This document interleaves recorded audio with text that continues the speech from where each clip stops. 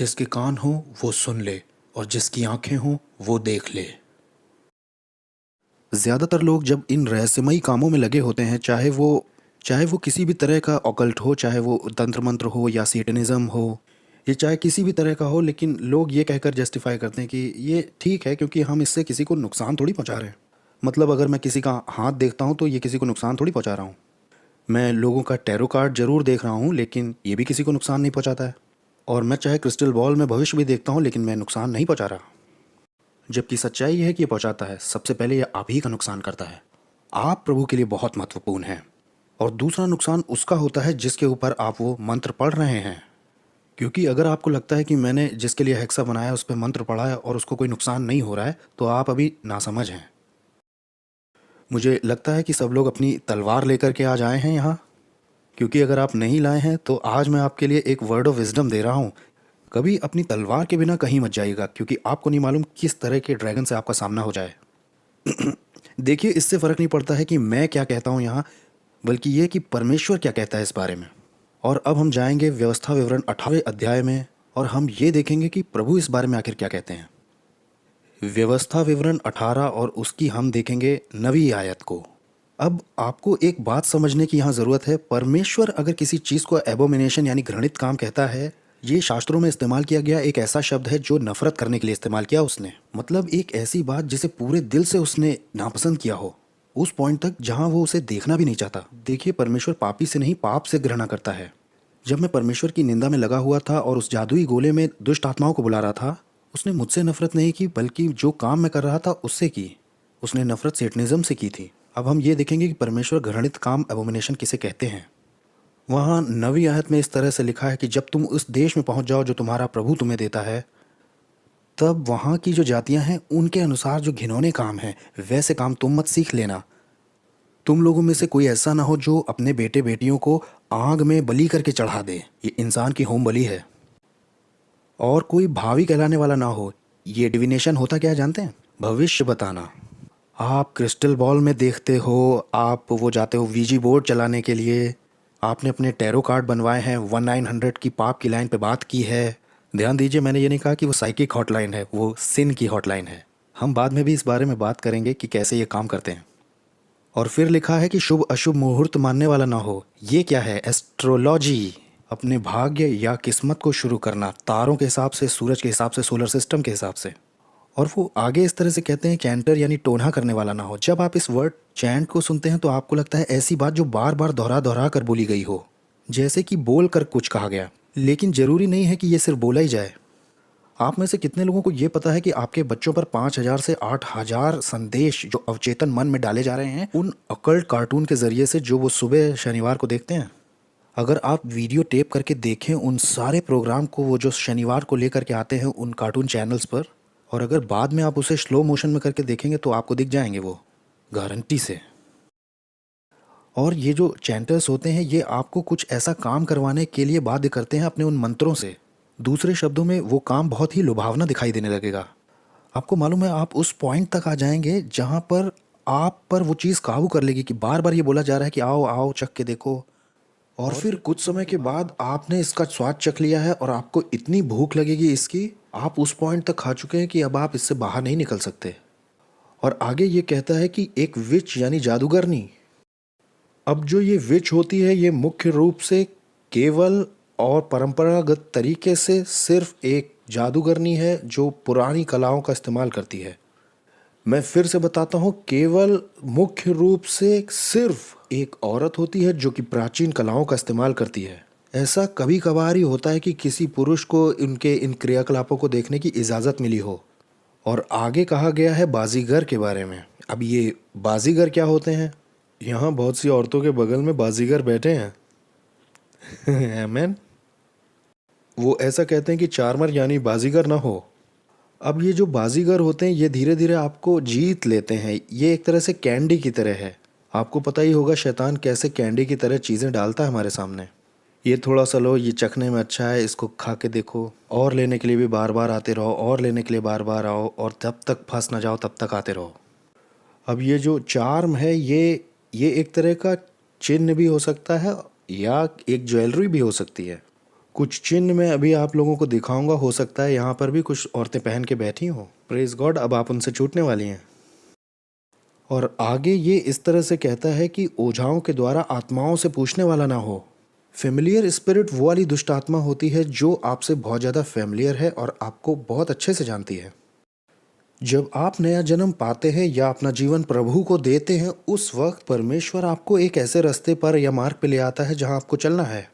और तब शैतान लगाता है आपके पीछे दुष्ट आत्माओं को, दो और कभी कभी दो से ज़्यादा भी हो सकती हैं। और तब ये दुष्ट आत्माएं आपके पीछे 24 घंटे 365 दिन पूरे साल के लिए लग जाती हैं।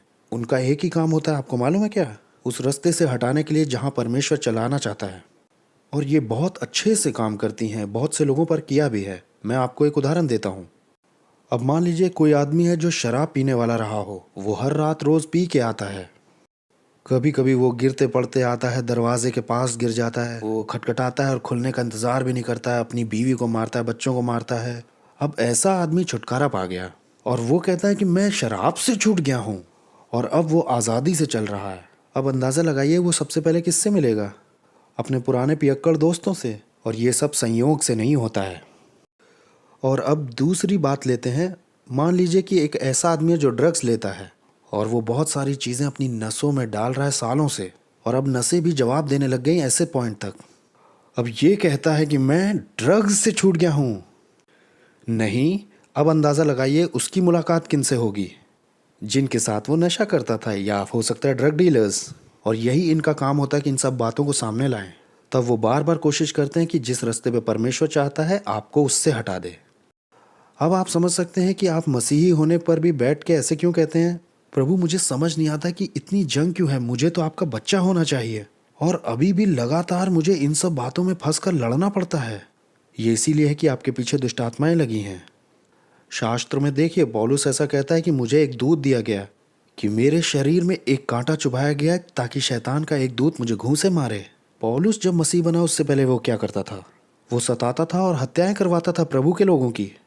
तो वो दुष्ट दूत उसको भेजा गया था ताकि उसे ये बताए कि 24 घंटे सातों दिन 365 दिन साल में तुम परमेश्वर की सेवा कैसे कर सकते हो जब तुमने उसके लोगों को मारा है। ये इसी तरह से काम करता है।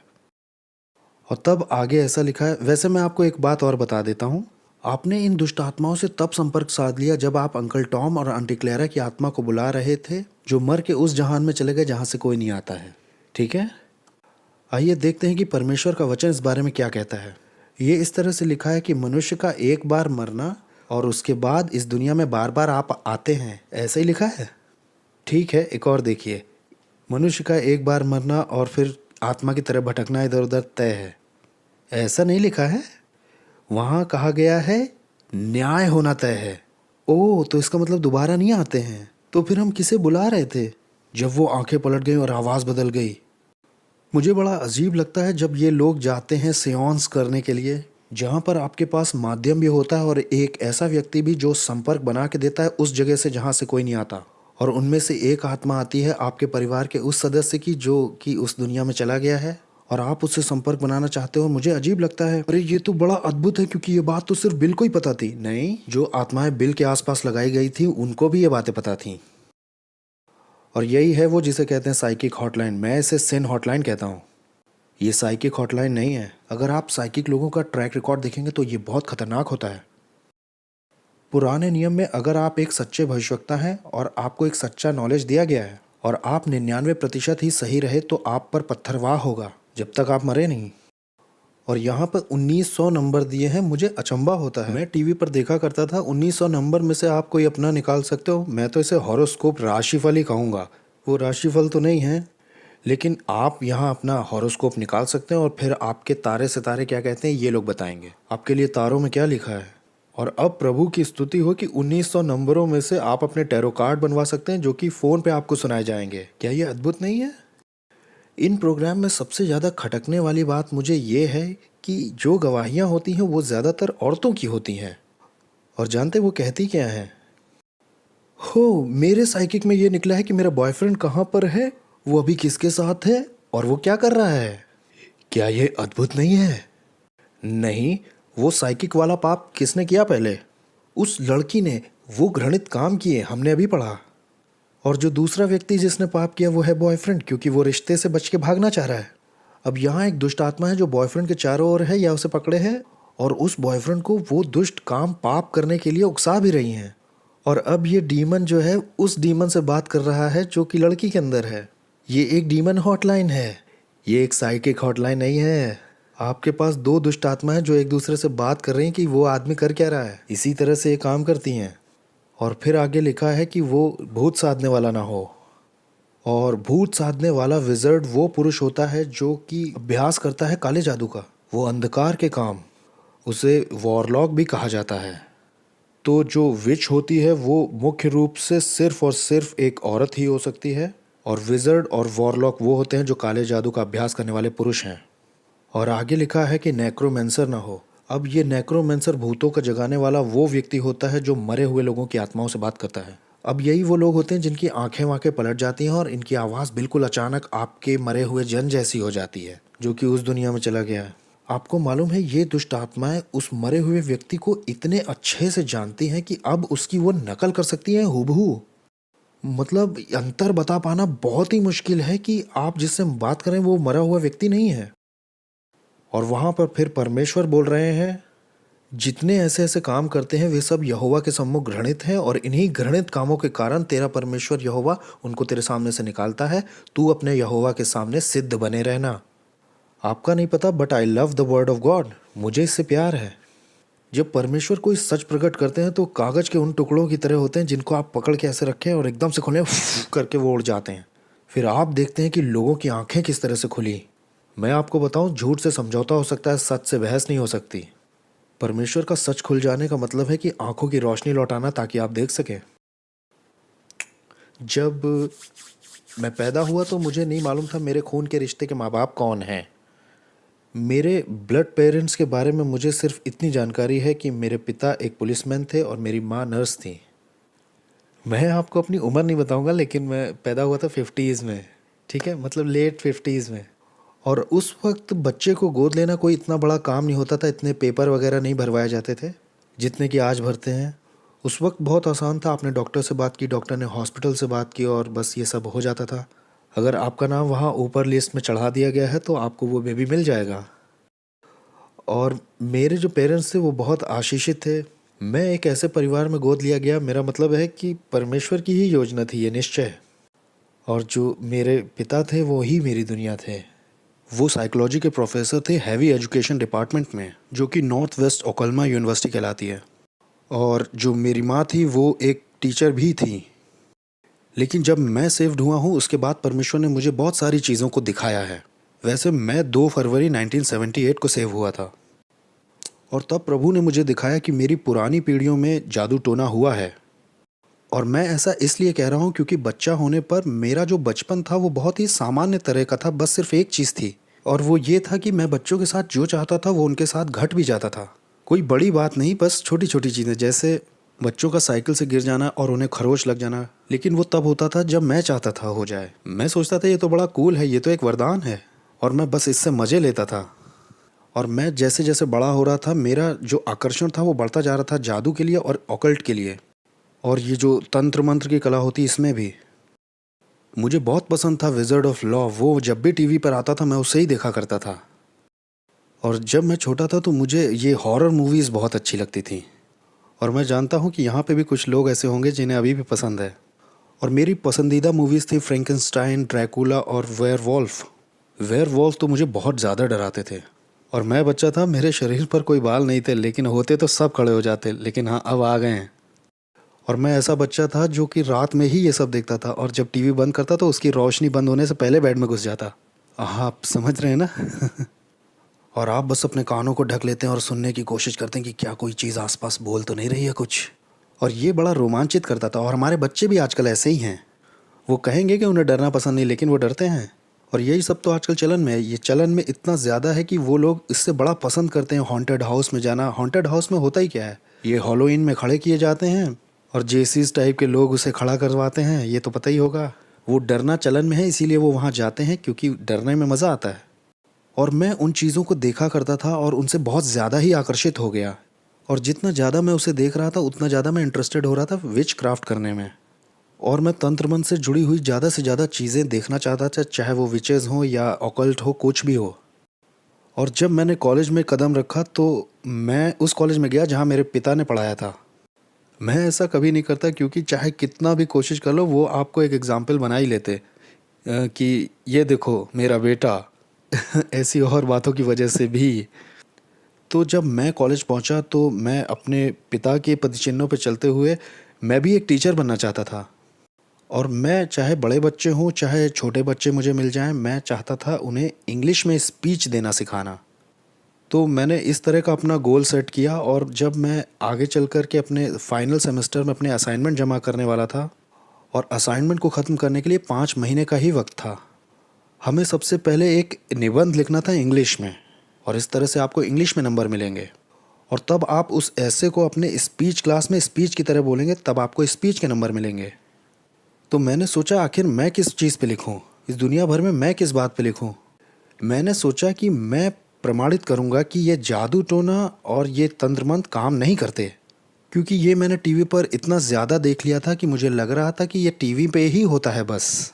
ये जो भूत साधने वाले होते हैं सिर्फ टीवी पे ही होते हैं, अच्छी विच बुरी विच ये सब होते ही नहीं हैं।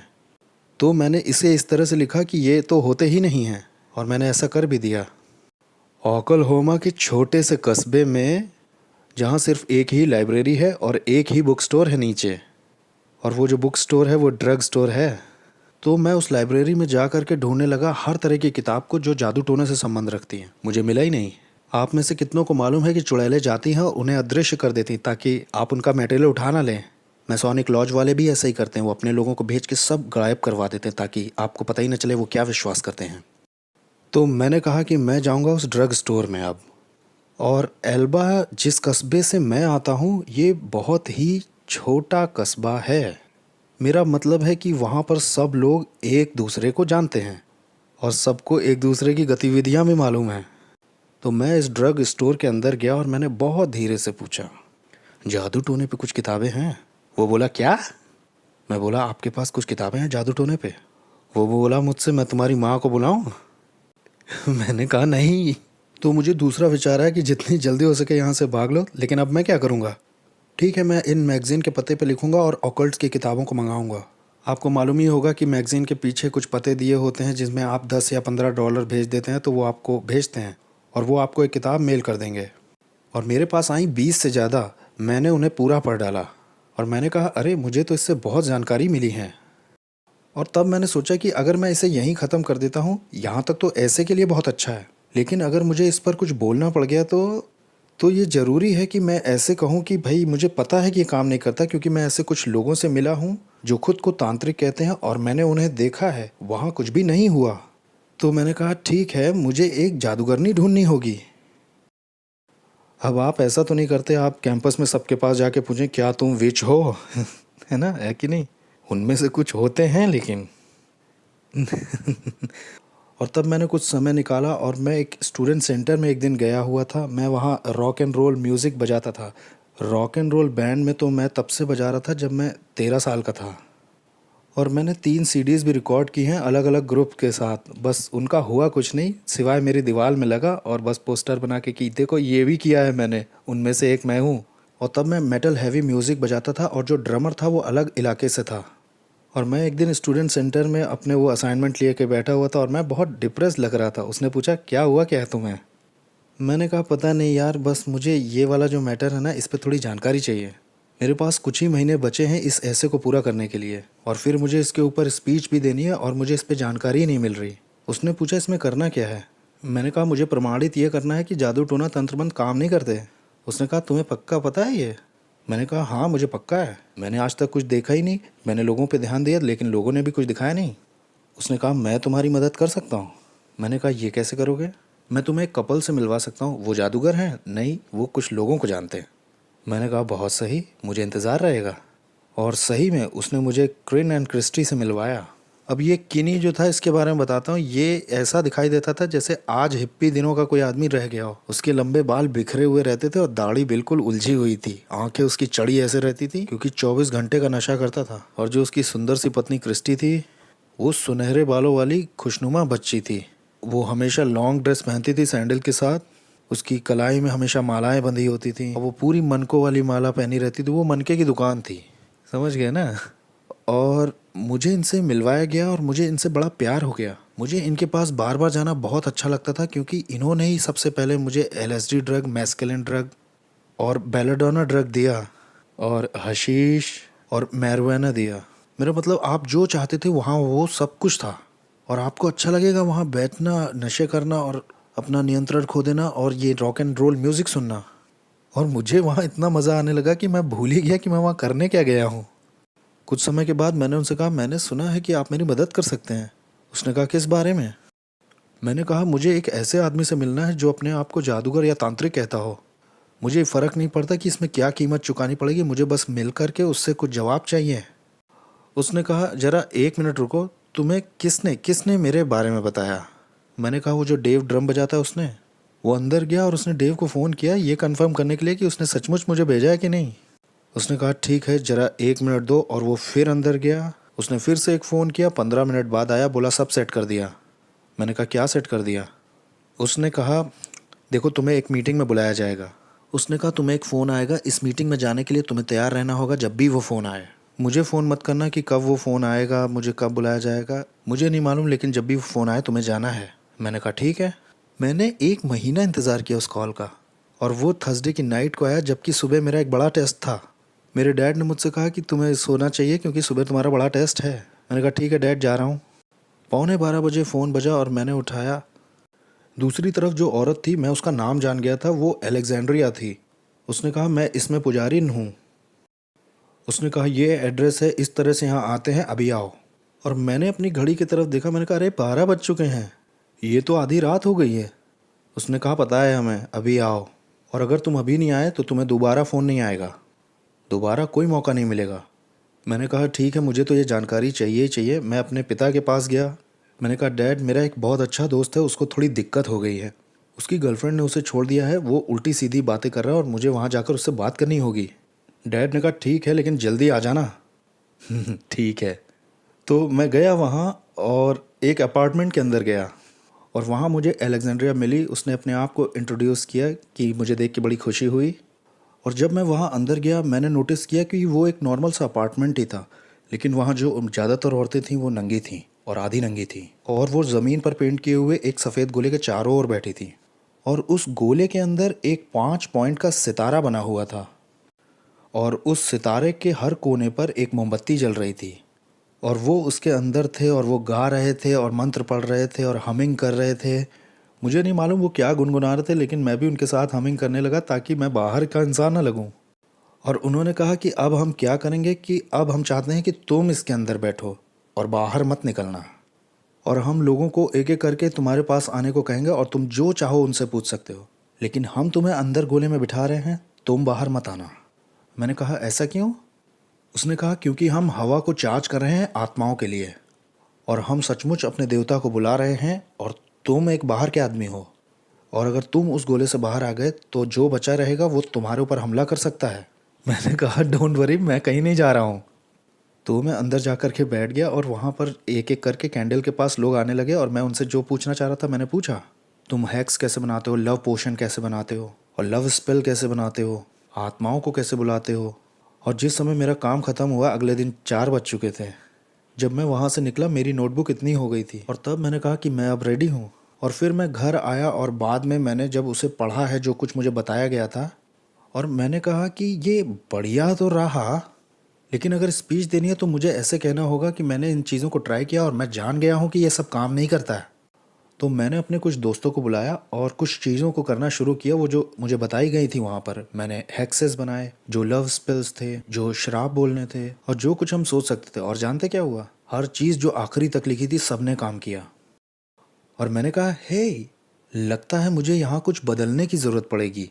ये प्रमाणित करने के बजाय कि ये काम नहीं करता, अब ये करना पड़ेगा कि ये काम करता है। और मैंने ये करके देखा है। मैंने अपना ऐसे दिया, अपनी स्पीच दी और मुझे A+ उसमें मिला। जब मैं क्लास से बाहर निकला तो 2 लड़कियां मेरा इंतज़ार कर रही थी बाहर। उन्होंने कहा, हम तुम पर निगाह रखे हुए थे और हमें पता चला है कि तुम्हारे अंदर जन्म से ही शक्तियां हैं। और मुझे कोई आइडिया नहीं था क्योंकि मैंने कभी भी किसी से अपने बचपन के बारे में बात नहीं की। तुम्हारे अंदर जन्म से ही ताकत है और हम उन ताकतों को लेकर तुम्हें वो बना सकते हैं जिसके लिए हमें लगता है कि तुम्हारा जन्म हुआ है। और मैंने कहा वो है क्या? उन्होंने कहा तुम्हें बस सिर्फ इस मीटिंग में आना है, हमारी एक मीटिंग होने वाली है अगले शुक्रवार को रात 12 बजे, तुम ज़रूर आना। मैंने कहा ठीक है। एड्रेस दिया गया, मैंने एड्रेस लिख लिया, एक नक्शा भी छोटा सा दिया गया कैसे पहुंचेंगे। जाहिर सी बात है गाड़ी चलाकर मैं पहुंच गया शुक्रवार रात को वहाँ। और वो जगह हमारे सिटी के बहुत रिस्की डिस्ट्रिक्ट में आती थी। और आपको तो पता ही है कि हम ऐसे मिडिल क्लास फैमिलीज़ के लोग, हम कोई रिस्की जगह पे नहीं जाते जहाँ हमारा कोई लेना देना ना हो। और हम लोग गाड़ी चला रहे थे और थोड़ी देर के बाद अचानक मैंने एक टर्न में कोने पे रोकी और मैंने उस घर को पहचाना। वो हमारे पुराने बायोलॉजी टीचर का घर था। और जब गाड़ी लगाने के बाद मैं बाहर निकला, दरवाजे पे गया तो मैंने सोचा ये गलत घर में आ गया हूँ मैं। और मैंने दरवाज़ा खटखटाया। मुझे शौक लग गया जब वो दरवाजे पे आए और वो काला लबादा पहने थे, काली मोमबत्ती पकड़े थे। और उन्होंने कहा कि भाई तुमसे मिलके बड़ा अच्छा लग रहा है स्टीफन, अंदर आओ, हम तुम्हारा इंतज़ार कर रहे थे। और फिर पीछे से पुराने स्कूल के बायोलॉजी टीचर भी आ गए। मैंने कहा आप भी? वो बोले हाँ। और जानते, मैं ज़मीन पर बने हुए उस गोले को ढूंढ रहा था और मैं काफ़ी रिलैक्स हुआ कि ज़मीन पर किसी तरह का कोई गोला नहीं बना हुआ है और लोगों ने कपड़े भी पहने हैं। और मैंने बड़ा कंफर्टेबल महसूस किया वहाँ। बस एक छोटा सा अंतर ये था कि राइट हैंड साइड पर जो दीवार थी उस पर एक काला क्रॉस लटका हुआ था उल्टा। और जब हम हॉल की तरफ आगे को जा रहे थे तो दोनों तरफ दीवारों के कुछ तस्वीरें बनी थी। वो नरक की तस्वीरें थीं, जैसे डीमंस लोगों को भाला लेकर के नरक की आग में डाले जा रहे हैं और इसी तरह की चीज़ें। मैंने वो सब देख के कहा आप लोग डेविल वर्शिपर्स हैं? उन्होंने कहा हाँ, हमें पता है सच्ची ताकत है कहाँ। तो मैंने कहा ओह। और फिर उन्होंने कहा कि मैं तुम्हें किसी से मिलवाना चाहता हूँ। और पीछे से एक आदमी चलता हुआ है, वो 6 फुट 2 इंच का होगा, पतला, अपने सर पे हुड चढ़ा रखा था और काले रोब पहन रखा था, एक काली कैंडल भी पकड़े था। वो आया और उसने कहा कि मैं माइकल हूँ। और माइकल बोला तुमसे मिलके बहुत खुशी हुई, हम तुम में बहुत इंटरेस्टेड थे और बहुत सावधानी से तुम पे नज़र रखे हुए थे, यहाँ तक कि हम तुम्हारे बारे में कुछ ऐसी बातें जानते हैं जो तुम्हें लगता है कि हमें नहीं पता। और इस बात से मैं और निश्चिंत हो गया। और फिर उसने मेरी तरफ देखा और कहा मुझे लगता है तुम वो खून बन सकते हो जिसे हम ढूंढ रहे हैं। अब मैं आपको कुछ बताता हूँ। आप कुछ लोगों से मिले हो जिन्होंने काले कपड़े पहने, काली कैंडल पकड़े हैं और वो डेविल वर्शिपर हैं, आपको मालूम है। और अब वो कह रहे हैं कि हम ऐसा खून चाहते हैं जो आपका है।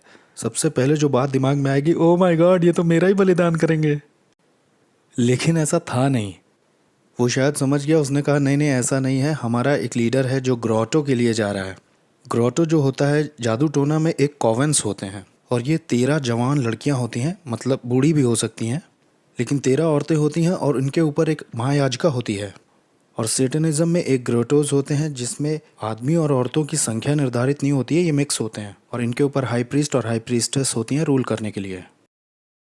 उसने कहा कि उसे वेस्ट कोस्ट के ग्रोटोज को संभालने जाना है और उसे अपनी जगह पे किसी और की ज़रूरत है। और उन्हें लगा कि मैं उस जगह पर हो सकता हूँ, मतलब मुझ में वो बात है। और उन्होंने मुझसे कहा कि वो चाहते हैं कि मैं उनकी मीटिंग्स में आता रहूं। और मैंने 6 महीने तक ऐसा किया। और मेरे हाई स्कूल के जो बायोलॉजी टीचर थे वही मेरे मेंटर बन गए। उन्होंने हर चीज़ सिखाई जो मुझे जानने की ज़रूरत थी। और थोड़ा ही और समय बीता होगा और मैं बिल्कुल इसमें अंदर तक चला गया। मेरा मतलब है उन लोगों ने मुझे बहुत वेलकम महसूस कराया, बहुत कंफर्टेबल महसूस कराया। मेरा मतलब है उनके हाथ और बाहें खुली हुई थी मेरे लिए। और आप उनकी टेबल पर जाते हैं और लाइंस बनी हुई हैं कोकीन की। वहाँ मैस्कुलिन की लाइन है, हेरोइन की लाइन है, आप जो कल्पना कर सकते हो सब कुछ वहाँ टेबल पे था। और उन्होंने कहा जो भी चाहिए वो ले सकते हो। और उन्होंने दूसरी तरफ दिखाया, वहाँ औरतों की लाइन लगी हुई थी सोफे पे। उन्होंने कहा अगर ये चाहते हो तो बस उंगली दिखाओ उस लड़की की तरफ और हम तुम्हारे साथ उसे पीछे भेज देंगे। वैसे मैं सेटनिस्ट के चारों ओर रहने पर नशे में नहीं होना चाहता था। वैसे मैं औरतों के मामले में बहुत शर्मिला हूँ, तो ये मेरे लिए थोड़ा काम नहीं किया। मैंने कहा नहीं, बस मैं खड़े रह के देखूँगा कि तुम लोग करते क्या हो। तो मैंने वैसा ही किया और जो कुछ वो मुझे सिखाते थे मैंने उसे बहुत जल्दी सीख लिया। और फिर एक रात वो कुछ बलिदान चढ़ाने के बारे में बात करने लगे। मैंने उनकी तरफ देखा, मैंने सोचा मुझे इस बारे में कुछ पता क्यों नहीं है। जब मैं छोटा था मुझे संडे स्कूल खींच के लाते थे जब बच्चा था मैं। और मैं उन बच्चों में हुआ करता था जो कार से उतरते ही 2 रास्ते जो चर्च की तरफ जाते हैं और गाड़ी लगाने के बाद जो अपनी एड़ियों को धंसा देते ज़मीन पे और खींच के लाए जाते हैं। और मुझे यीशु के बारे में मालूम था क्योंकि मैंने यीशु के बारे में संडे स्कूल में पढ़ा था। यीशु और मेमना, यीशु और बच्चे और वो वाली बातें सारी। मुझे बस नहीं पता था कि वो कौन है, उसने किया क्या, और उसने जो किया ये मेरे लिए किया। और अंदर से जैसे किसी आवाज़ ने कहा हो कि नहीं, ये लोग बस तुम्हारे लिए नहीं हैं। और मैं वहाँ से चलने के लिए मुड़ा और 69 के आखिर की बात है। और मैं कभी भूलूंगा नहीं, माइकल ने मुझे मेरे कंधे से पकड़ के पलटाया और अपनी ठंडी काली आंखों से कहा कि मुझे मालूम है तुम लौटोगे। मैंने कहा मुझे नहीं लगता है। सितंबर 1970 में मैं कुछ लाइटिंग कर रहा था स्टेज के लिए। क्लास के बाद जो कॉलेज ड्रामा होते हैं उसके लिए मैं स्टेज की लाइटिंग वगैरह कर देता था। मैं वहाँ लाइटिंग कर रहा था ऊपर चढ़ के उस प्ले के लिए जो इस वीकेंड में होने वाला था वहाँ। और एक लड़का दौड़ते हुए आया सामने के दरवाजे से। उसने कहा, हे क्या तुमने न्यूज़ सुनी, कोई बूढ़ा आदमी मार दिया गया है हिट एंड रन में। और मैं नीचे झुका, मैंने कहा क्या? हाँ, अभी रेडियो में बताया कि एक बूढ़ा आदमी था साइकिल से और कोई आया जवान, उसको टक्कर मार दी कार से और कोई उसे पकड़ भी नहीं पा रहा, वो भाग गया, हिट एंड रन हो गया। और जो सबसे पहली बात दिमाग में आई कि ये उसके साथ होना ही चाहिए था। वो सड़क पे बूढ़ा आदमी साइकिल के साथ आखिर गया ही क्यों? और जिस तरफ मेरा ध्यान नहीं गया वो ये बात थी कि मेरे पिताजी अपनी क्लास के बाद रिलैक्स होने के लिए अपनी साइकिल और अपनी कमर की मशीन लेके जाते थे आधा किलोमीटर बाहर शहर के। और वहाँ हमारे एक दोस्त थे और उनका एक सब्जियों का बगीचा था और मेरे पिताजी को वहाँ जाना अच्छा लगता था। और लगभग बस 5 मिनट बाद मुझे एक पेजर आया जो मेरे पिता के एक बहुत अच्छे दोस्त का था। और उन्होंने कहा कि तुम्हें घर आना चाहिए, मुझे लगता है ये तुम्हारे पिता थे, क्या तुमने न्यूज़ सुनी है, क्योंकि हमें उनकी मशीन और साइकिल नहीं मिली है। मैंने कहा हाँ मैंने सुना। उन्होंने कहा तुम बस घर आ जाओ, हम बस पहचान के लिए इंतज़ार कर रहे हैं। तो मैं अपनी कार में बैठा और मैं जल्दी से घर आ गया। जब मैं घर आया सारे परिवार के लोग, सारे दोस्त, सारे पड़ोसी खड़े थे घर के चारों ओर। मेरे पिता के एक दोस्त आए, उन्होंने मुझे कस के गले लगाया और कहा कि हम प्रार्थना करते हैं कि ये जॉब ना निकले, लेकिन शायद है वही, हम बस इंतज़ार कर रहे हैं। और बस 5 ही मिनट बाद हाईवे पेट्रोल ने फ़ोन किया और पहचान दे दी कि हाँ वो मेरे ही पिता थे जो मारे गए थे। जिस आदमी ने उन्हें मारा था हिट एंड रन में, वो थोड़े ही समय पहले पागल खाने से बाहर निकला था। वो सोडोमी केस में अपने लॉयर से मिलकर के लौट रहा था और पूरी तरह से पिए हुए था। 100 मील प्रति घंटे की रफ्तार से मेरे पिता को पीछे से साइकिल पे टक्कर मार दी और वो तुरंत ही मर गए। फ्यूनरल के बाद जो अच्छे लोग थे उनके पास बस इतना ही कहने को था, शायद यही परमेश्वर की मर्जी थी।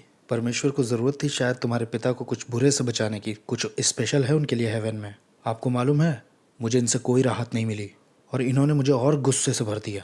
और मैंने कहा अगर ईश्वर ऐसा होता है जो मेरे पिता को धरती से उठा ले तो मेरा अब उससे कोई नाता नहीं। और मैं मुड़ा और मैंने घोषणा कर दी कि मैं किसी तरह के चर्च से कोई नाता नहीं रखूँगा। मेरा कोई भी संबंध नहीं है किसी भी ईश्वर के साथ। मुझे मालूम है असली ताकत कहाँ है और मैं उन्हीं लोग के पास वापस जा कर के ज्वाइन कर रहा हूँ। उन्होंने मुझसे कहा कि तुम्हें शैतान के चर्च में एक एप्लीकेशन भेजनी होगी। मैंने उसे भेज दिया जो कि सेंट फ्रांसिस्को कैलिफोर्निया में है, जिसे एंटोन सेंडोर लेवे चलाता था। अब ये जो एप्लीकेशन थी ये टैक्स फॉर्म से ज़्यादा बड़ी थी। इसमें लगभग 25-30 पेज थे और जिसमें वो सब कुछ जानना चाहते थे, यहाँ तक कि आप किसके साथ शारीरिक संबंध बनाना चाहते हो ये भी। आप ये सब लिख के भेज देते हो, उसके बाद 4 से 6 हफ्ते वो रुकने को कहते हैं। फिर वो रिप्लाई करते हैं कि वो आपको चर्च में ले रहे हैं या नहीं ले रहे हैं। मैंने कहा ठीक है, मैं 4-6 हफ्ते वेट करूँगा। तभी उसी हफ्ते के आखिर में मेरी माँ ने यह फ़ैसला किया कि हम नानी माँ के पास जा रहे हैं क्लार्क वेल्स टेक्सास में, इन सब बातों से बाहर निकलने और एक छोटा ब्रेक लेने के लिए। फ्यूनरल तो ख़त्म हो चुका था और हमें रिलैक्स होने की ज़रूरत थी। मैंने कहा ठीक है। हमने गाड़ी चला करके हम दक्षिण के भाग तक टेक्सास के पहुँचे। एक छोटा सा कस्बा है क्लार्क वेल्स वहाँ। अब क्लार्क वेल्स में सबसे बेहतरीन चीज़ सिर्फ मूवी थिएटर्स हैं, वहीं लोग अपना ज़्यादातर समय बिताते हैं। वहाँ ये मूवी थिएटर था और कोने में एक छोटी सी किताबों की दुकान थी। अब जब हम वहाँ पहुँचे तो सब लोग वही बात कर रहे थे डैड की कि वो बहुत अच्छे आदमी थे, लेकिन मुझे लगा कि बाहर जाना चाहिए और थोड़ी हवा खानी चाहिए। अब जब मैं वहाँ से निकल के मूवी थिएटर के पास गया तो 2-3 मूवीज़ जो लगी थी वो मैंने देखी हुई थी। तो मैंने कहा अब यहाँ भी मेरा कोई काम नहीं। मैंने कहा मुझे कुछ ख़रीदना चाहिए पढ़ने के लिए, और मैं उस छोटे से बुक स्टोर में गया। और फिर मैं उस बुक स्टोर के अंदर गया। वहाँ किताबों का बहुत बड़ा कलेक्शन था और उन्हीं में वो जो घूमने वाली रैक नहीं होती है जिसे आप बार बार घुमा के कलेक्शन देखते हैं, मैंने उसे घुमाया तो वहाँ प्रेम कहानियों की किताबें, युद्ध की किताबें और वेस्टर्न मैगजीन। और मैंने उसे दोबारा घुमाया और हर एक किताब को देखा और कुछ नहीं, बस love stories, war stories, magazines. और मैंने कहा ओ माय गॉश, यहाँ तो मज़ा ही नहीं आ रहा है। और फिर मैंने उसे तीसरी बार घुमाया, वहाँ लव स्टोरीज़, वॉर स्टोरीज़ और एक और काली किताब दिखाई दी जो मुझे घूर रही थी। वो सैटेनिक बाइबल थी जिसको उसी एंटोन जेंडोर लेवे ने लिखा था, जो कि वहाँ पहले नहीं थी जब मैंने 2 बार वो रैक घुमाई थी। और मैं वहाँ ऊपर गया, मैंने कहा आपके पास ऐसी और हैं? क्लर्क बोला, हमारे पास ये है, हमें ये भी नहीं पता था ये क्या है। मैंने कहा मुझे बेच दो। मैंने उसके लिए $5 दिए। जब मैं घर आया मैंने उसे पूरी पढ़ लिया और ये भी कोशिश की कि कुछ चीज़ें याद कर लूँ। उस वक्त जो मेरी गर्लफ्रेंड थी मैंने उसे भी ये बात शेयर की थी और उसने कहा, अरे बहुत बढ़िया, मैं भी तो इन्हीं बातों पे यकीन करती आई हूँ। मैंने कहा वेरी कूल। मैंने कहा जब मैं हाई प्रीस्ट बन जाऊँगा तो तुम्हें भी ले आऊँगा और हाई प्रीस्टेस बनाऊँगा। वो बोली ये भी बढ़िया रहेगा। और जब मैं एल्वा में लौट आया था, ज़्यादा समय नहीं बीता था, बस 1 हफ्ता ही हुआ होगा, मेरे मेल बॉक्स में एक लेटर आया चर्च की तरफ से, जो कि उनकी तरफ से एक जवाब था। अब ना ही सिर्फ मुझे चर्च में एक्सेप्ट कर लिया गया था, बल्कि माइकल और उसके ग्रुप का रेफरल देने की वजह से हाई प्रीस्ट का पद भी उस जगह के लिए दिया गया। और यही मैंने किया। अगले 7.5 साल तक उनको ओक्लाहोमा में आगे बढ़ाया और फिर हमने सब कुछ किया। मेरा मतलब है हमने दुष्ट आत्माओं को बुलाकर बाहर भेजा, वो जो हम चाहते थे हो जाए वो। सेटनिज्म में जो सेटनिस्ट होते हैं वो खुद कुछ नहीं करते हैं, वो सिर्फ आत्माओं का आवाहन करके सब कुछ करवाते हैं। अब मैं आपको एक घटना बताता हूँ। मुझे लगता है कि इसे बताने की बड़ी ज़रूरत है, क्योंकि अगर आप नया जन पाए विश्वासी हैं, आत्मा से भरे हुए हैं, तो आपको जानना होगा कि यीशु का नाम कितना सामर्थी है। आपको पता है यीशु का लहू बहुत सामर्थी है। हम एक दिन आत्माओं को बुला रहे थे और कारण ये था कि हमारे यहाँ एक जवान लड़की आई थी जो कि विच थी और उसने कहा, नीचे एक औरत है जो कि क्रिश्चियन है और वो हमको धमका रही है कि वो हमें एक्सपोज कर देगी, हमारा जो पूरा ग्रुप है उसे। अब मैंने कहा हमारे पास पुलिस डिपार्टमेंट, शेरिफ डिपार्टमेंट अपना ही है सब, हमें कोई प्रॉब्लम नहीं है इसमें। नहीं नहीं, उसने कहा है वो मेरी माँ को बता देगी। मैंने कहा ओह, हम ये नहीं कर पाएंगे। उसने कहा नहीं, मेरी माँ को अगर पता चलेगा तो वो मुझे ये सब छुड़वा देगी। मैंने कहा ओह ठीक है, तुम क्या चाहती हो कि हम करें? उसने कहा चलो उसे थोड़ा नुकसान पहुँचाते हैं, एक हैक्स बनाते हैं, बहुत बड़ा नहीं छोटा सा बनाते हैं। ओह, ताकि कुछ भेज दें उसके पीछे और कुछ हो जाए तो उसे भी पता चले कि हम भी कुछ हैं। उसने कहा हाँ। मैंने कहा ठीक है, इतना तो कर सकते हैं हम। तो हमने एक गोला बनाया और खड़े हो गए और हमने अश्तोरेत नाम के एक आत्मा को बुलाया। अब ये थोड़ी ऊंची श्रेणी की दुष्ट आत्मा मानी जाती है। और उसी कमरे के कोने में एक बादल दिखाई देने लगा जो कि नारंगी रंग का था। और जैसे ही वो दिखाई दिया, उस बादल में से एक चेहरा भी प्रकट होने लग गया। और ज़रा अंदाज़ा लगाइए कि किसका चेहरा था वो? भेड़िए जैसे आदमी का, जिससे मैं अपने जीवन में सबसे ज़्यादा डरता था। तो मैं तो वहाँ ऐसे बैठा रहा कि लोगों को लगे कि भाई ये तो बड़ा कूल है, there is nothing wrong with me. मैं अपने लोगों के सामने डरा हुआ नहीं दिखना चाहता था। वो जो मेरे ही अनुयायी थे, तो खैर वो जो बादल बनने लग गया था, हमने उसे बताया कि जो हम करवाना चाह रहे थे, हमने भेज दिया उसे और वो चला भी गया। हम 5 मिनट बाद उस सर्किल से बाहर आ गए। सब लोग बात करने लगे, अच्छा टाइम था, मीटिंग ओवर करते हैं। और अचानक से वही नारंगी बादल फिर से उस कमरे के कोने में दिखाई देने लगा। और जैसे मैंने देखा, मैंने कहा गोले के अंदर चलो सब लोग जल्दी। हम लोग उसमें खड़े हो गए और वो नारंगी बादल फिर आया। और अब ये चीज़ बहुत ज़्यादा नाराज़ थी, मतलब बहुत गुस्से में। और उसने मुझसे इतना ऑडिबली बोला है कि जैसे मेरी आवाज़ आपको सुनाई दे रही है। उसने कहा दोबारा मुझे कभी किसी क्रिश्चियन के पास मत भेजना। और ये है पावर मैं आपको बता रहा हूँ, उसके ऊपर ज़रूर यीशु का खून लगा हुआ होगा। पक्का यीशु के ही खून में ढकी हुई थी वो। अब या तो उसने अपना घर अनॉइंट किया था या स्वर्गदूत थे सुरक्षा देने वाले, जो भी था। और मुझे लगता है कि यही मेरा सबसे बड़ा टर्निंग पॉइंट था। और अब मैं वहाँ बैठ के ये सोच रहा था कि यार हमें लगता है हम कंट्रोल में होने चाहिए या हमारे पास ताकत है, और यहाँ एक डीमन आकर के कहता है कि क्रिश्चियंस के पास मत भेजा करो। ये आखिर हो क्या रहा है? फिर एक के बाद एक बातें और होती गई और फिर ऐसा हुआ कि दरअसल मेरी माँ ने मुझे पीके कैंसस में भेज दिया था मेरे अंकल आंटी के पास, क्योंकि उन्हें लगा था कि वो मुझे थोड़ा घटा बढ़ा के आगे बढ़ने में मदद करेंगे। और उन्होंने कोशिश की और मैंने हर कदम पर विद्रोह किया। मैं अपने आप ही कुछ चीज़ों को कर रहा था जबकि मैं उनके यहाँ रह रहा था। प्रेज़ गॉड कि मेरी आंटी के साथ अब मेरे बहुत अच्छे ताल्लुकात हैं, क्योंकि वो मेरी दूसरी माँ की तरह हैं। उन्होंने मेरे लिए बहुत कुछ किया है, लेकिन मैंने बगावत की, हर कदम पर मैंने बगावत की। अब मुझे उसका अफसोस है। तो मैंने कहा कि अब मैं शादी करूंगा उस हाई प्रीस्टेस से, इससे मेरे पास यहाँ से निकलने का एक कारण होगा। अकेले ये सब प्रैक्टिस करने में मज़ा नहीं आएगा, किसी के साथ करते हैं। तो मैंने उससे शादी की, उसे पीका लेके आया, वहाँ से निकल गया और फिर अपना अपार्टमेंट ले लिया। हम अपनी प्रैक्टिस अपने आप ही करते थे, हम दोबारा किसी ग्रुप का हिस्सा नहीं बने, हमने प्रैक्टिस जारी रखी। और फिर एक के बाद बहुत सारी चीज़ें और हुई। और एक पॉइंट ऐसा है कि जब मैं कोई जॉब कर नहीं पा रहा था, सारी जॉब जो मैं कर रहा था वो सब खत्म हो रही थी, गिरी जा रही थी। मैंने कहा कि ये हो क्या रहा है मेरे साथ। और जो हमारा घर था वो बस गिरवी होने जा रहा था, बिल्कुल बंद होने के कगार पे था। हम पैसे के बिना और बिल्कुल कंगाल थे, हमारे पास कुछ नहीं था। और एक दिन सुबह सुबह लगभग 3 बजे के करीब मैंने ये फैसला किया कि मेरी पत्नी बस सोने ही गई थी। मैं कुर्सी पे बैठा हुआ था और मैंने कहा कि बस हो गया, ख़त्म हो गया ये। और मैंने बंदूक निकाली और उसमें देखा उसके चैम्बर में 2 गोलियां थी। मैंने कहा अब बस एक तो मैं मार ही लूँगा, और मैंने उसे अपने सिर में लगाया। मैंने कहा बस हो गया और मैं अपने आप को महिमा में पहुँचा दूँगा। अब आपको ये समझना चाहिए कि सेटनिज़म में 3 डिनोमिनेशन हैं। पहला जो डिनोमिनेशन है वो ये मानता है कि अगर तुम एक अच्छे सेटनिस्ट हो और जो उसने कहा है वो तुमने किया है, तो जब तुम मरते हो तो तुम्हारा दोबारा जन्म होगा, तुम कोई और बनोगे और दोबारा ज़िंदगी जियोगे। तो मेरा थोड़ा अलग था। और जो दूसरा डिनोमिनेशन है वो ये मानता है कि अगर तुम एक अच्छे सेटनिस्ट हो और तुम मरते हो तो तुम नर्क में जाकर जलोगे नहीं, तड़पाए नहीं जाओगे, बल्कि जो पाप तुमने शरीर में सबसे ज़्यादा एंजॉय किया है वो तुम यहाँ 1000 गुना जब भी आओगे करने पाओगे। ओके। और जो थर्ड डिनोमिनेशन है जिसका मतलब मैं मेंबर था, उनका विश्वास था आर्मगेडन की बैटल होगी और परमेश्वर को शैतान हरा देगा, उसके सिंहासन पे बैठेगा, और अगर तुम एक अच्छे सेटनिस्ट हो तो तुम उसके साथ होगे, तुम्हें राज्य मिलेगा, और यही वो चाहते हैं। और मैंने सोचा कि मैं अपने आप को मार दूंगा और यहाँ से निकल जाऊंगा, और जब भी मैं पहुँचूंगा तो मेरा सम्मान होगा। तो मैं उस बंदूक को देख रहा था और बस सर में लगाने ही जा रहा था, और मुझे फ्लैशबैक्स आने लग गए। मेरा एक दोस्त था जिसके साथ 3.5 साल मैंने नाइट शिफ्ट में काम किया था। पीका में मैंने मेंटली रिटार्डेड बच्चों के बीच में काम भी किया था, और मैंने लगभग 3 साढ़े 3 साल उसके साथ नाइट शिफ्ट में काम किया था।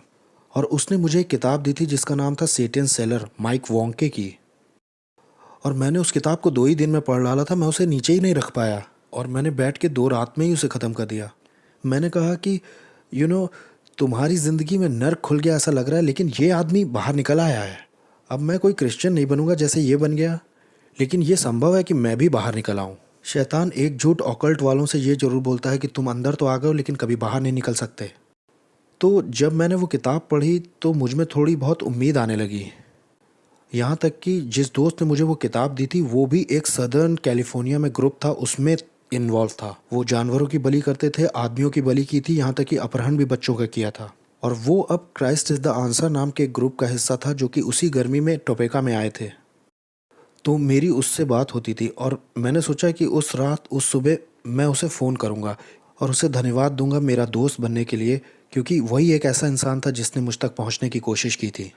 और मैंने उसे फ़ोन किया। पहली बार में उसने उठाया नहीं, फिर भी कुछ मुझसे कहता रहा कि दोबारा करो। खैर उसने फ़ोन उठा लिया। मैंने कहा कि मैं इस दुनिया से जा रहा हूँ बस, और तुम्हें धन्यवाद देना चाहता हूँ दोस्ती के लिए हमारी। मैंने कहा एक अजीब सी बात मेरे साथ हो रही है, मुझे लग रहा है जैसे कोई हाथ मुझ तक पहुँचने की कोशिश कर रहा हो, और मुझे बताओ कि ये क्या है, क्योंकि ये मेरा आखिरी मौका है।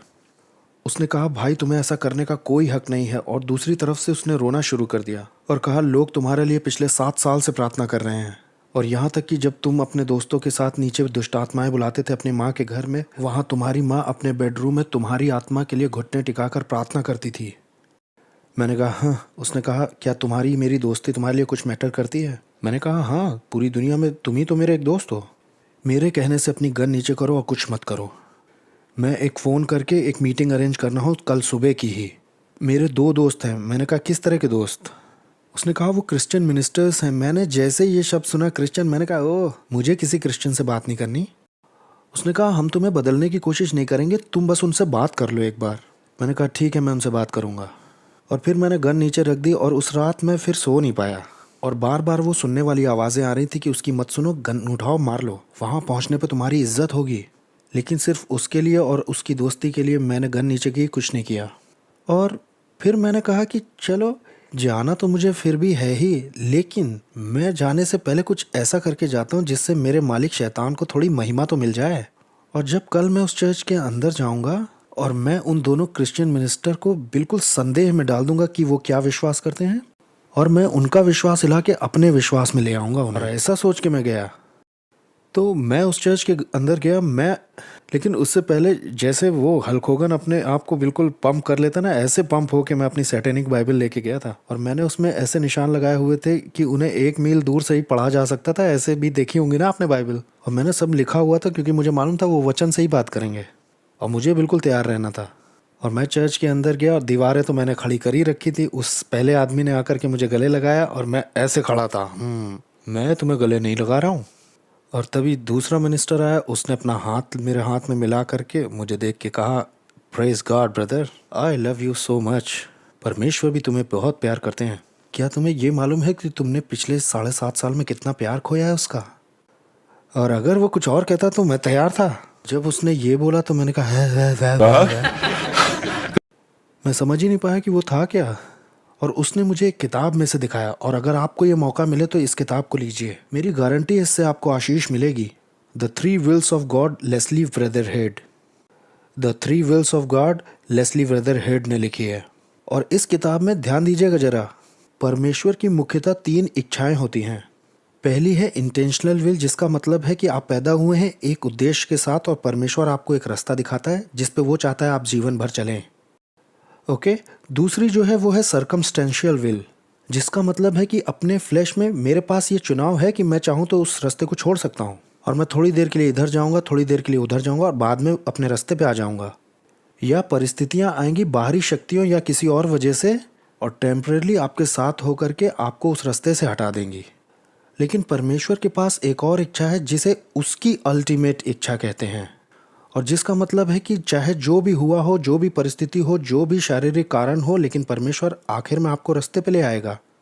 और उसने मुझे ये दिखाया कि ये परमेश्वर की इंटेंशनल इच्छा नहीं थी कि मेरे पिता को इस तरह से वहाँ से उठा लिया जाए, और ये कि शैतान ने उस पाप में पड़े हुए व्यक्ति का इस्तेमाल किया मेरे पिता को मारने के लिए और मुझे प्रभु से हटा देने के लिए, ताकि मेरे टैलेंट से उसका उद्देश्य पूरा हो, और आखिर में पलट के मुझे भी नाश कर दे आखिर में। और भाइयों और मेरे, मैं आपको यहाँ कुछ बताना चाहता हूँ।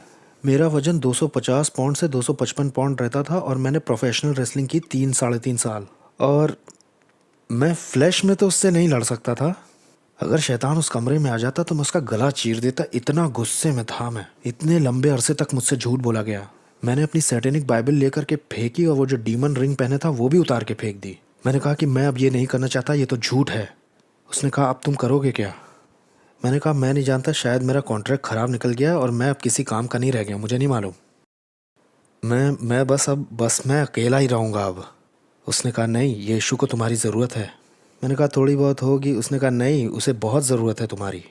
उसने कहा, जब तुम शैतान के थे तो शैतान के थे, लेकिन जब यीशु के हो तो वो तुम्हारा इस्तेमाल करेगा जब तक तुम चाहो कि तुम्हारा इस्तेमाल होता रहे, जब तक तुम खुले रह के काम करना। मैंने कहा, वेल, मुझे नहीं मालूम। उसने कहा, कभी प्रभु से बात की है? मैंने कहा, नहीं, सदियाँ बीत गई हैं। उसने कहा, आज करना चाहोगे? मैंने कहा, मुझे पता ही नहीं कैसे करते हैं। उसने कहा, ऐसे बात करो जैसे तुम्हारे डैड हैं। ठीक है। मैं नीचे हुआ, और पहली बार ज़िंदगी में मैंने अपने घुटने टेके चर्च के अंदर, और ये माइलस्टोन था क्योंकि मैं हाई प्रीस्ट था, लोग मेरे सामने झुका करते थे, लेकिन मैं झुका हूँ, मतलब बहुत बड़ी बात। और मैं अपने घुटने पे आया। मैंने कहा, प्रभु, मुझे नहीं मालूम कि कहाँ से शुरू करूँ, क्या बात करूँ। मैंने जो कुछ किया मैं उसके लिए माफ़ी मांगता हूँ, जो कुछ शैतान के लिए किया वो भी मैं छोड़ता हूँ। और उन्होंने मुझसे बताया कि तुम हवा में उठ गए थे, तुम आधा इंच अपने घुटनों पर हवा में लेविटेट कर गए। मैं समझा नहीं पाऊंगा, लेकिन कोई बहुत बुरी चीज़ मेरे सीने को फाड़ के बाहर निकली, और मैं झटके से नीचे गिरा, और मैं ज़िंदगी में पहली बार खाली था। और उसने कहा, अब यीशु मसीह को अपने दिल में प्रभु की तरह बुलाओ, और मैंने वैसा किया। मैंने कहा, आज से आप मेरे मालिक बन जाइए। और मुझे लगा कि अब ये पूरा हो गया, ख़त्म। और मैं बहुत फुल महसूस कर रहा था, मैं बड़ा खुश भी था, और आनंद मेरे अंदर था। मैं खड़ा हुआ, और उसने कहा, अब तुम्हें परमेश्वर की सामत की ज़रूरत है, अब तुम्हें पवित्र आत्मा की सामत की आवश्यकता है, क्योंकि तुम जिस चीज़ में थे उसमें हथियारों के साथ शैतान वापस आएगा ज़रूर। और मैंने पूछा, ये क्या है? और मालूम है, प्रेज़ गॉड, मैं नहीं जानता कितने मिनिस्टर आज ऐसा करते हैं। उसने अगले 2.5 घंटे लिए और हर एक स्क्रिप्चर पवित्र आत्मा के विषय में पढ़ा। वो कौन है, वो क्या करता है, कैसे करता है, और तुम्हें क्यों ज़रूरत है उसकी। और उसने मेरी तरफ देखा, कहा, तुम्हें चाहिए? मैंने कहा, अरे मुझे सब कुछ चाहिए, मैंने 7 साल इन चीज़ों को मिस किया है, मुझे तो सब कुछ चाहिए। भाइयों बहनों, मुझे 2 झटके एक ही दिन लगे। मैं सेव हुआ और पवित्र आत्मा भी उसी दिन मिला। और उन्होंने मुझे एक बाइबल दी, क्योंकि मैं सच के लिए बहुत ही ज़्यादा भूखा था। 7 साल बिता दिए थे, लेकिन सच नहीं मालूम था मुझे, और मैं बस इंतज़ार नहीं कर पा रहा था। मैंने अपने दोस्त को गले लगा लिया, और पूरे रास्ते हम बस प्रभु के बारे में बात करते हुए आए, और इस बारे में कि मैं कैसा महसूस कर रहा हूँ। मैंने कहा, मैं आशा करता हूँ ये आज की फीलिंग नहीं है जो कल चली जाएगी और मैं फिर पुराने जीवन में लौट जाऊँगा। उसने कहा, नहीं, तुम आज मर गए हो, तुम मर चुके हो, तुम नई सृष्टि हो, और यही है जिसमें तुम्हें अब चलना है। और मैं बताने के लिए इंतज़ार नहीं कर पा रहा था। और जानते सबसे पहले मुझे किसको बताना था? मेरी सेटनिस्ट पत्नी को। और मैं दरवाजे की तरफ दौड़ के गया, दरवाजे पे मिली वो मुझे, और मैं उसे बताने के लिए बिल्कुल तैयार था। हाँ, हाँ। और उसने मेरी तरफ देखा और कहा, तुम वहाँ गए और हो गया, तुम अब उन क्रिश्चियंस में से हो ना? और मैंने ऊपर देख के कहा, प्रभु ये क्या है? और प्रेज गॉड, आई मीन परमेश्वर उस रिश्ते को ख़त्म होने के कगार तक ले आए। कितने लोग ये जानते हैं कि अगर रिलेशनशिप सेम स्पिरिट में नहीं है तो ये काम नहीं करेगी, नहीं करेगी काम। आप मिसेस राइट, मिस्टर राइट को नहीं ढूंढते हो, आप जानते हो मिस्टर राइट कौन है, ठीक है ना? और 1972 में एक चीज़ जो हमें देखने को मिली, वो मेरी पोजीशन की वजह से जो चर्च में थी उनके, जो कि एक पैम्फलेट थी जो उस सैटेनिक चर्च से भेजी गई थी, जिसे क्लोवेनहूफ 2 कहते हैं। ये क्लोवेनहूफ 2 एक ब्लैक पैम्फलेट होती है। आपके ग्रुप के लिए उसमें कुछ निर्देश होते हैं या प्लान्स होते हैं, जिसे कि उस चर्च ने, और या तो एल्यूमिनाटी हम उसे कहते हैं, उसमें उनका प्लान होता है कि क्या करना है। अब आपको ये समझना है कि एल्यूमिनाटी और सैटेनिस्ट, आपको लगता है कि स्पिरिचुअल बीइंग होते हैं बहुत ताकतवर, जो कि पूरी तरह से झूठ भी नहीं है, क्योंकि ये एल्यूमिनाटी उन स्पिरिचुअल बीइंग से पजेस तो वो होते ही हैं, ओके।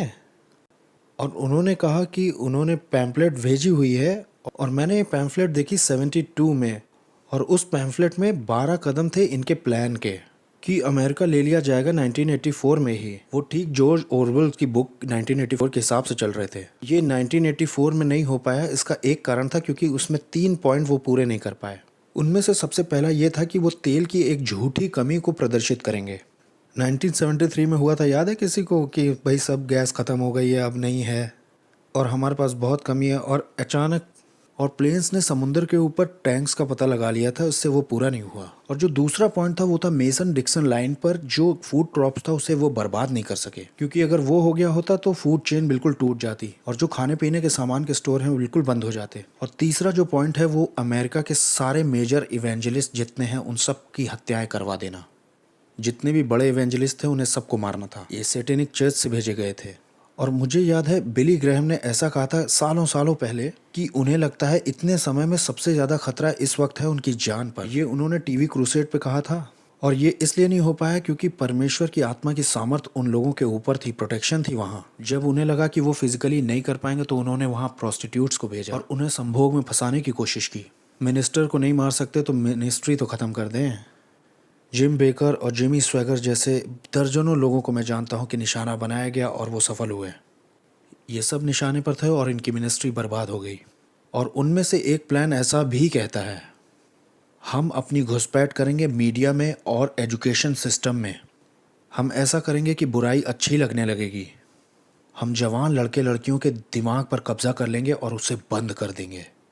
और हम उनके अंदर शैतान के और लूसीफेरियन सिद्धांत को भर देंगे, अपना धर्म ज्ञान और अपनी विचारधारा डाल देंगे।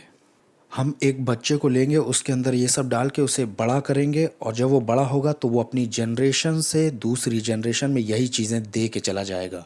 वही अपने बचपन की बातों को दूसरे के बचपन में डाल देगा, और ये तब तक चलेगा जब तक हम हर एक के दिमाग को कब्जा न कर लें। और आज रात हम ये देखेंगे कि वो कौन से कदम उठा रहे हैं ये करने के लिए। उन्होंने इसका एक रास्ता भी निकाल लिया है कि बुराई अच्छी दिखाई दे और हम उससे बंधे चले जाएं। बहुत सारी चीज़ें ऐसी हैं जिनको हम देखते तो हैं लेकिन सिर्फ सरफेस लेवल पर ही देखते हैं, और अभी तो ये बहुत मासूम सी दिखाई देती है। कितने लोगों को ये मालूम है कि शैतान कभी भी सामने से नहीं आता, वो हमेशा पीछे से आता है ताकि उसका पर्दा ना खुल जाए। वो हमेशा चाहता है कि आप सामने कुछ देखते रहें और वो पीछे से अंदर घुस जाए आपके जीवन में, और इसी तरह से उसका सिस्टम काम करता है। और अगर वो आपको किसी चीज़ के बारे में डरा ले गया तो समझो कि उसका कंट्रोल हो गया। वो डर से कंट्रोल करता है।